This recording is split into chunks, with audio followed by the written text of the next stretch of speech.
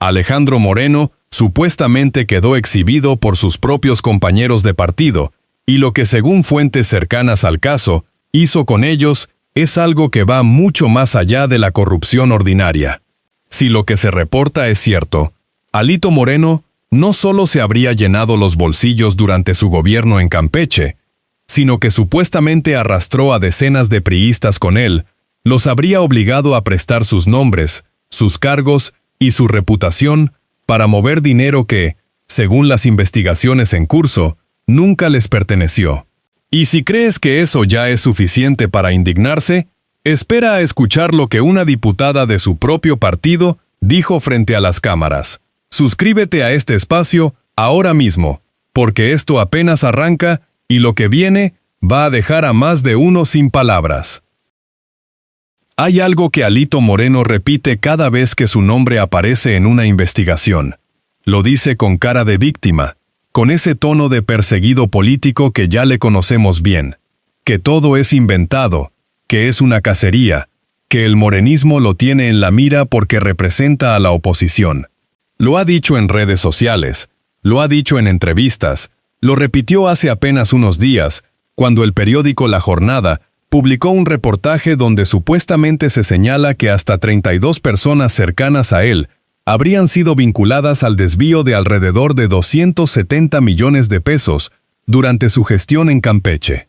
32 personas, 270 millones. Y su respuesta, según lo que él mismo publicó, fue señalar que La Jornada tiene como accionista relevante al senador Alejandro Murat, y que por eso lo atacan. Eso fue todo. Sin datos. Sin documentos. Solo el nombre de otro político para voltear la conversación. Si quieres ver más casos como este sin que se te escape ninguno, suscríbete a esta plataforma, porque aquí los vamos a seguir contando uno por uno. Pero hay algo más debajo de esa postura de víctima que Alito Moreno construye con tanto cuidado. Algo que sus propios compañeros de partido, según fuentes directas y denuncias formales presentadas ante autoridades electorales, habrían decidido ya no callar. Porque el patrón que supuestamente se repite en los testimonios de quienes lo rodearon no habla de un líder que cometió errores, ni de un político que tomó malas decisiones. Habla, según esas denuncias, de alguien que sistemáticamente habría presionado a sus colaboradores para que aparecieran como responsables de movimientos financieros que, presuntamente, nunca manejaron. Los recursos llegaban, los nombres se ponían donde hacía falta, y el dinero, según lo que se ha señalado en las investigaciones, tomaba un camino distinto. Y cuando alguien dentro del PRI se negaba a participar en ese esquema, las consecuencias, de acuerdo con testimonios recabados por medios de comunicación, no tardaban en llegar. Piénsalo un momento. Si lo que describen esas fuentes es verdad, Alito Moreno habría construido durante años una red donde la lealtad se medía por la disposición a firmar lo que él necesitaba que alguien firmara, donde mantenerse en un cargo dependía de cuánto estabas dispuesto a arriesgar por él, y donde quien se negaba dejaba de tener cargo, dejaba de tener espacio, y pasaba a enfrentar lo que en política priista se llama ostracismo institucional. Eso, mis amigos, tiene un nombre muy concreto: extorsión interna. Y lo que resulta todavía más revelador es que Alito Moreno, ese mismo hombre que supuestamente presionaba a sus colaboradores para que movieran recursos a su favor, salió en semanas recientes a exigir que otros políticos de partidos contrarios fueran entregados a la justicia de Estados Unidos. Suscríbete aquí si quieres que este tipo de doble rasero siga teniendo la atención que merece, porque hay más capas en este caso. Alejandro Moreno dijo, y esto está en sus propias palabras publicadas en redes sociales, que si el PRI hubiera estado gobernando, ya habrían presentado a los corruptos y narcopolíticos de Morena ante la justicia. Eso lo dijo él. Ese mismo señor que, según las investigaciones en curso, tiene 32 personas vinculadas a un supuesto desvío millonario desde su propio gobierno, que tiene a su secretario de Finanzas señalado en denuncias formales ante el INE, que tiene a una diputada de su propio partido describiendo públicamente cómo supuestamente la presionaron para justificar millones de pesos que no había gastado. La distancia entre lo que Alito Moreno predica y lo que según las fuentes disponibles habría hecho dentro del PRI es tan grande que ya no cabe en ninguna declaración pública, por bien maquillada que esté. Y lo que más llama la atención es que mientras exige investigaciones para otros, supuestamente está buscando un amparo para que no le pongan una alerta migratoria que le impida salir del país. Eso solo lo dice todo.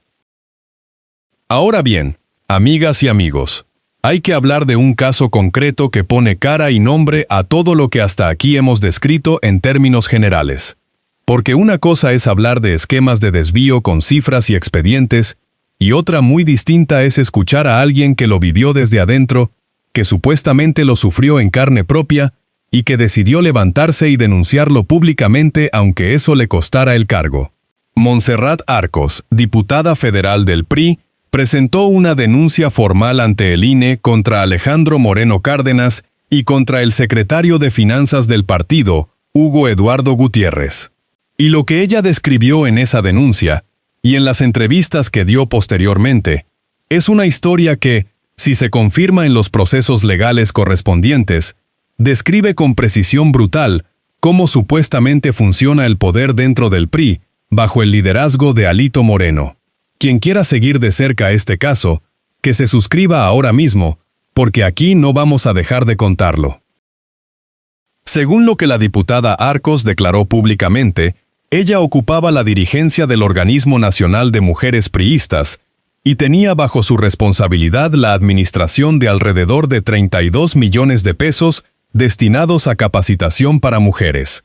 Recursos etiquetados, con un propósito claro, asignados a un organismo que ella encabezaba. Y según su propio testimonio, desde distintos espacios del partido, le habrían sido presentadas propuestas para que justificara ese gasto de maneras que ella describe como esquemas de retorno de recursos. La diputada Arcos dijo que le plantearon, en sus palabras, ser generosa con el partido, que le dijeron que accediera, que le advirtieron sobre lo que podría ocurrirle si no participaba. Y cuando ella se negó, según su relato, perdió el cargo, sin convocatoria a asamblea, sin notificación formal, sin ninguno de los procedimientos que los propios estatutos del partido marcan como obligatorios. De un día para el otro, dejó de ser dirigente.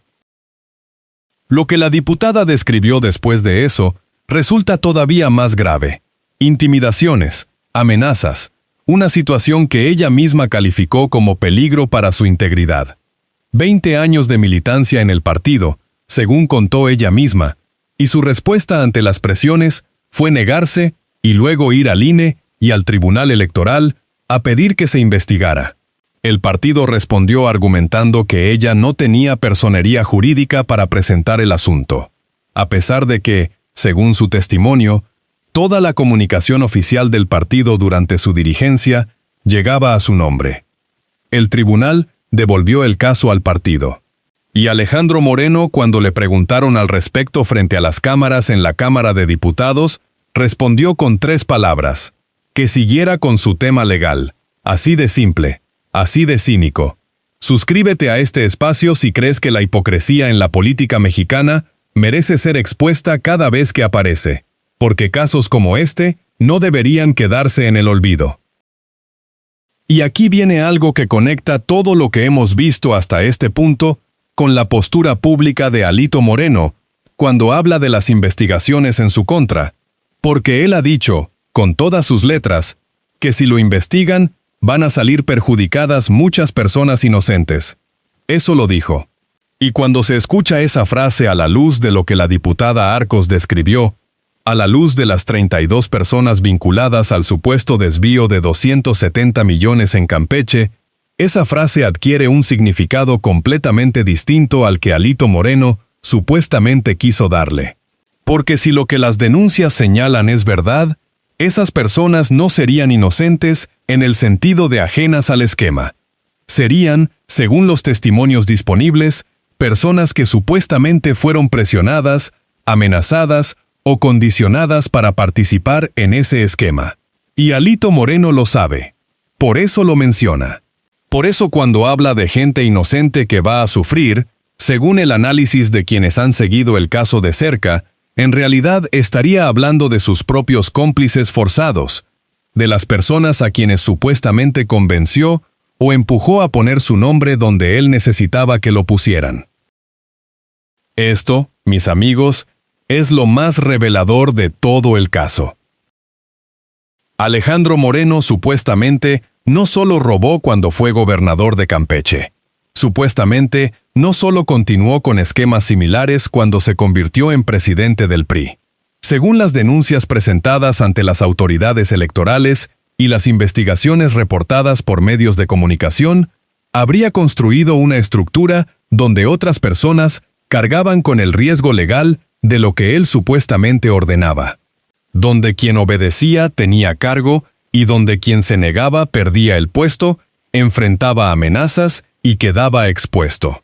Eso, si se confirma en los procesos legales en curso, describe algo más parecido a una operación organizada que a los errores aislados de un político ambicioso.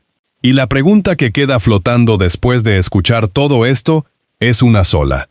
Si Alito Moreno supuestamente hacía esto dentro de su propio partido, con su propia gente, con diputadas que llevaban 20 años militando junto a él, ¿qué habría hecho o qué estaría dispuesto a hacer con el aparato completo del Estado si hubiera llegado a la presidencia de la República? Déjanos tu suscripción si esa pregunta te parece tan incómoda como nos parece a nosotros, porque este espacio existe exactamente para hacerla. Las reacciones a todo este escándalo dentro del PRI han sido reveladoras por sí mismas. El partido que durante décadas gobernó México, el partido que construyó su identidad política sobre la narrativa de la estabilidad institucional y la unidad interna, está viendo cómo sus propios militantes presentan denuncias formales contra su presidente. Está viendo cómo sus diputadas federales salen ante los medios a describir esquemas de presión que supuestamente operan desde la dirigencia. Está perdiendo registros en entidades federativas, según lo que la propia diputada Arcos señaló en su entrevista, y la explicación que ella dio para ese deterioro apunta directamente a las decisiones de Alejandro Moreno. El partido tiene vida más allá de Alito Moreno, dijo la diputada, pero mientras él siga al frente, ese partido y esa vida útil que ella defiende difícilmente van a poder separarse del nombre de alguien a quien su propia gente está denunciando ante el INE y ante los tribunales electorales. Y aquí hay que hablar de algo que Alito Moreno se cuida mucho de mencionar cuando sale a hablar de persecución política. Cuando él dice que la justicia federal ya había desechado las acusaciones en su contra, según quienes han seguido este caso, estaría refiriéndose a un periodo específico donde supuestamente habría tenido acceso a protecciones institucionales que hoy ya no existen de la misma manera. Las investigaciones que antes supuestamente se frenaban antes de llegar a ningún lado, según lo que se ha reportado, hoy siguen un curso distinto. Y la alerta migratoria que supuestamente se estaría tramitando contra él, el amparo que buscó y que no le concedieron, y su reaparición pública en lo que aparenta ser su oficina, todo eso sugiere que Alejandro Moreno sabe perfectamente que el escenario legal que enfrenta ahora es diferente al que enfrentó en años anteriores. Ya lo sabes, cuando alguien pide amparo para no tener restricción migratoria, no lo hace porque le preocupa perderse unas vacaciones. Las consecuencias de lo que supuestamente Alito Moreno construyó durante su doble mandato, primero como gobernador de Campeche y luego como presidente del PRI, las están pagando personas concretas. La diputada Arcos lleva meses en una situación que ella misma describió como complicada para su integridad. Las 32 personas vinculadas a la investigación del supuesto desvío de 270 millones ya tienen sus nombres en expedientes, ya enfrentan procesos legales, ya pagaron fianzas para no estar detenidos mientras se resuelven sus casos. Y Alejandro Moreno sigue dando entrevistas, sigue publicando en redes, sigue exigiendo que investiguen a los demás.